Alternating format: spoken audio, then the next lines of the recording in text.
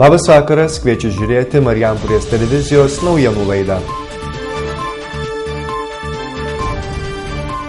Kasmet vis daugiau moksleivių sulaukia profesinio rengimo centras. Prasideda Europos vyrų krepšinio čempionatas. Ko marijampoliečiai tikisi iš Lietuvos rinktinės? Jau ketvirtą personalinę parodą pristatė fotografas Andrius Burba. Bendrojo lavinimo mokykloms nerimaujant dėl mažėjančio mokinių skaičiaus, profesinio rengimo centras dėl ateities ramus. Norinčių mokytis daugėja, stoja ne tik eiliniai jaunuoliai, bet ir buvę aukštųjų mokyklų absolventai. Marijampolės profesinio rengimo centro direktorius Vidas Šalaševičius džiaugiasi. Šiemetis priėmimas pranoko visus lūkesčius. Centro auklėtinių gretas papildė 910 pirmakursių, beveik 100 daugiau nei pernai. Gal lėmė tas mūsų prestižas, tas praktinio mokymo sektorinis centras, ir aplamai ta bazė turima, esama bazė, todėl kad mes niekada nestovim vietoje ir šiais metais labai daug dirbom turtindami pačią bazę. Tai ne tik tai kabinetai, bet labai graži valgykla, jei nueitumėt pasižiūrėti, virtuvė, toliau kabinetai, kai kurie remontuojami dar dabar. Tai gal šitie dalykai priedo žmonės turbūt pradėjo galvoti, kad gal ne pagrindinis dalykas yra diplomas, bet profesija. Šiemet pirmą kartą pirmakursių būryje net 8 aukštųjų mokyklų absolventai panorė įgyti amatą. O populiariausios specialybės nesikeičia jau keletą metų. Tai automechanikai, tai padavėjai barmenai, sakyčiau, kelininkai, ko gero lenkia automechanikus, matomai irgi gal žmonės galvoja, kadangi Baltika, geležinkelis šiandien, tai tų darbų yra. Marijampolės profesinio rengimo centras rugsėjo mėnesį dar lauks neapsisprendusių, kur įgyti būsimą profesiją. Pradėjom šiais metais naują vairuotojų ekspeditorių baigusiems 12 klasių berniukams ir ne tik berniukams, be abejo, ir mergaitės gali mokytis. Tai šitą specialybę dar turim vietų, kažkaip į floristą šiais metais, mažiau irgi turim vietų, tokių dar gali ateiti mokytis, jeigu norėtų. Ir pirmi metai turim programą specporeikių vaikams, kurie baigė specporeikių mokyklas, tai virėjo ir floristo, bet kadangi daugiau rinkosi virėjo specialybę, tai virėjo. Jeigu kartais yra tokių, kurie, sakysim, užsilikę dar ir tokių vaikučių su problemom, tai tikrai, kad turim vietų ir galim priimti mokytis. Baigusiems vidurinę mokyklą, tai mes labai daug šiemet priėmėm kažkur apie 20, ko gero, per visą centrą, tai antrą kursą, todėl kad tiem baigusiems vidurinę ne visiems turim specialybę. Pavyzdžiui, virėjo, mes rengiam iš baigusių pagrindinę mokyklą. Tai ateina vidurinę mokyklą, baigia žmogus, jau jam 2 metai kažkur tai nusimeta. Tai reiškia, mes priimam į antrą kursą, todėl kad jis vidurinę jau būna baigęs, antram kursė kaip tik tais pabaiga, tai jis vietoj to, kad mokintus vidurinę, išsilaiko skolas už pirmą kursą ir toliau labai sėkmingai mokosi ir baigia mokyklą. Iš viso Marijampolės profesinio rengimo centre turinčiame filialus Vilkaviškyje, Kudirkos naumiestyje ir Pataisos namuose mokosi 1800 moksleivių. Juos ugdo 180 pedagogų. Krepšinis – sporto šaka, kuri turbūt nei vienam nėra svetima. Šiandien prasideda Europos vyrų krepšinio čempionatas. Gatvėje pakalbinti marijampoliečiai mūsų rinktiniai negaili gerų žodžių ir tikisi, kad krepšininkai parveš medalius. Prasideda Europos vyrų krepšinio čempionatas. Kaip ir dauguma lietuvių, taip ir marijampoliečiai šio čempionato kovų ir žinoma pergalių nekantriai laukia. Beveik visi gatvėje pakalbinti gyventojai šiemetę mūsų rinktinę ir jos galimybės vertina optimistiškai. Manau, jeigu bronzą prasiveš, tai bus labai gerai, nes man atrodo, kad šita rinktinė stipresnė negu praėjusiais metais buvo. Man kas patinka, grįžo Lavrinovičiai, komanda sustiprėjo. Ir kada Valančiūnas įsižaidžia su laiku vis geriau, man atrodo, šitą rinkinį stipresnį iš praėjusie.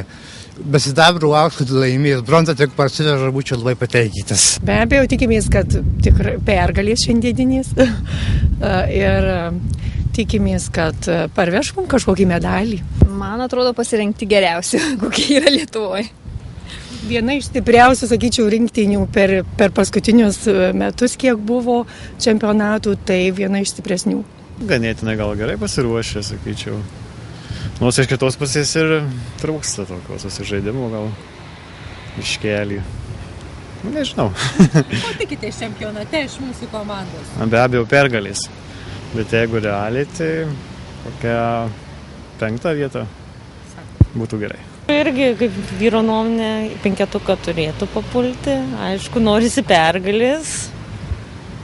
Taip, žaidimas nestabilus kaip ir ankstesniais kartais. Arba labai gerai, arba labai prastai sužaidžia. Tikėkime, kad tos pergalės, kurios buvo draugiškose, lydės mus ir čempionate. Silpnai. Todėl, kad kažką tai netep daro. Kažką tai treneriai tie, kažką tai netep daro. Kažką tai pasieks prizinė, bet ne ta aukščiausia, bet žemesnė. Bet medalis bus, galvojat? Bus. Skaitau, kad vis tiek jau minimum medalį parsivešim pagal pradžią. Gerai. Tai va, skaitau, kad neblogai atrodo. Susiims vyrai, ką čia biskį graikai pamlamdė, tai nieko. Gruzinam norėjom padovanoti pergalę, norėjom lygės išplėšti, bet nepasirašė gruzinai, norėjom mūsų triškinti, bet nepasisekė, tai žinai. Tikitės, kad medaliai vis tiek bus? Bus, būtinai. Gerai, ko gero, žiūrint kaip išlošda, tada vertyti reikia, o dabar tai viskas normalu, viskas tvarkoj. Šįmet komanda labai neblogai atrodanti turėtų, man atrodo, pasiekti savo tikslą, kurį jau užsibrėžė. O jūs Tikitės medalių? Tai kaip, visą laiką tikisi žmonės ir visi optimistai turim būti. Marijampolėje mažėja šeimų norinčių gauti nemokamą maitinimą ir paramą mokinio reikmėms įsigyti. Prašymus seniūnijoms pateikė 755 savivaldybės šeimos, kuriuose auga apie 1200 vaikų. Tai 1/4 šeimų ir 700 vaikų mažiau nei pernai. Kreiptis dėl paramos mokinio reikmėms įsigyti galima iki spalio 20 dienos, dėl nemokamo maitinimo visus metus. Lietuvos paštas, siekdamas užtikrinti kokybišką korespondencijos, prenumeratos ir kitos informacijos pristatymą, kviečia gyventojus ir įmonės iki rugsėjo 30 dienos įsirengti naujas arba atnaujinti senas, naudoti nebetinkamas gaunamųjų laiškų dėžutes. Į gyventojų įsirengtas pašto dėžutes laiškininkai galės laiku pristatyti savivaldybės, sodros ir kitų institucijų ar įmonių siunčiamą informaciją. Lietuvos pašto teigimu tai leis išvengti nesusipratimų dėl vėlavimo apmokant sąskaitas, dėl negautų įvairių institucijų siunčiamų pažymų ar kitų svarbių dokumentų. Rugpjūčio pabaigoje Kėdainių aerodrome vykusiame Lietuvos vaikų aviacijos sporto Broniaus Auškinio taurės čempionate puikiai sekėsi Marijampolės jauniesiems aviatoriams. Čempionate varžėsi 4 marijampoliečiai – Deimantė Valūnaitė, Tomas Kurapka, Rapolas Lukšys ir Jurgis Šerkšnas. Nors Jurgis ir Rapolas sklandymo varžybose dalyvavo pirmą kartą, tai nesutrukdė mūsų komandai iškovoti pirmąją vietą. Mergaičių įskaitoje nepralenkiama buvo marijampolietė Deimantė Valūnaitė. Tai pirmas toks svarus Marijampolės sportininkų laimėjimas. Dėl žymaus Lietuvos sklandytojų konstruktoriaus Broniaus Auškinio atminimo taurės čempionate varžėsi 9 šalies komandos, kuriuose per 30 jaunųjų aviatorių. Ambicijų nestokojantis ir daug ateities planų kuriantis jaunas fotografas Andrius Burba pristatė jau parodą. Ši paroda iš kitų skiriasi savo tema – nuotraukose vien merginos. Kultūros centre jau 4 personalinę parodą pristatęs jaunasis Marijampolės fotografas Andrius Burba sako, kad ši paroda visiškai kitokia nei buvusios. Pirmiausia, jinai yra išskirtinė vien tik dėl to, kad jinai yra pirmą kartą su tematika kažkokia, jinai yra vien tik merginos šiuo atveju ir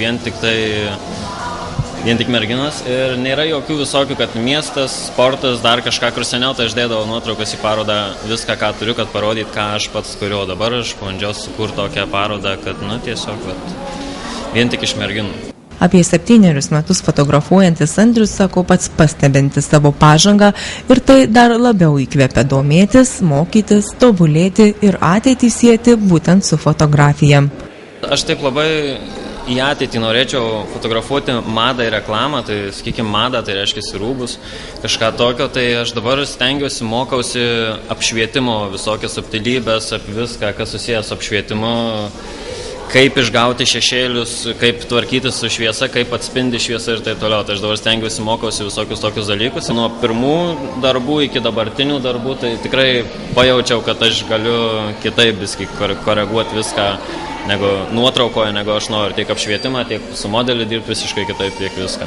Žmogaus fotografavimas yra labai sunkus už tai, kad tu turi dirbti su gyvu asmeniu. Jisai turi jausmus ir tu negali jam bet ko pasakyti, kad kažką turi mokėti bendrauti su juo. Tai aš taip ir mokosi, dabar jau kokius 3 metus aš mokosi vien tik su modeliu dirbti, su žmogum, kaip su juo bendrauti, ką pasakyti, kad jisai taip ir taip atsistotų ir ko nesakyti, kad jisai to nedarytų. Netgi ir tokių yra dalykų. Aš visada noriu kažką, kad nebūtų paprasta nuotrauka. Noriu, kad kažkas ją, kad žmogus, kad aš pats ją pasižiūrės ir aš matau, tarkim, kad kažkas yra toks cinkelis, sakykim, tai šiuo atveju aš bandau perteikti per emocijas, kad kažką tokio, kad kažkas įdomiau būtų.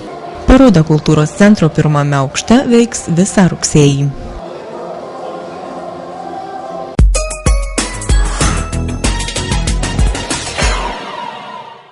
Uždaroji akcinė bendrovė Eldoradas vieninteliai Marijampolės regione plieninių sienų, stogų dangų, lietaus sistemų gamintojai.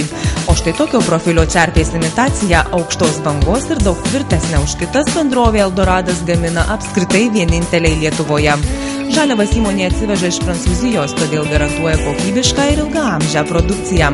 Dirbama švediškomis automatizuotomis staklėmis pagal švedų technologiją, o profesionalūs meistrai greito ir kokybiško darbo garantas. Bet koks užsakymas įvykdomas per savaitę ir greičiau. Bendrovės Eldoradas produkcija gausiai naudojama ir Lietuvoje, ir už jos ribų. Įvertinkit kokybę bei profesionalumą ir jūs. Orų prognozę pristato televizijos ir interneto tiekėjas Seagates.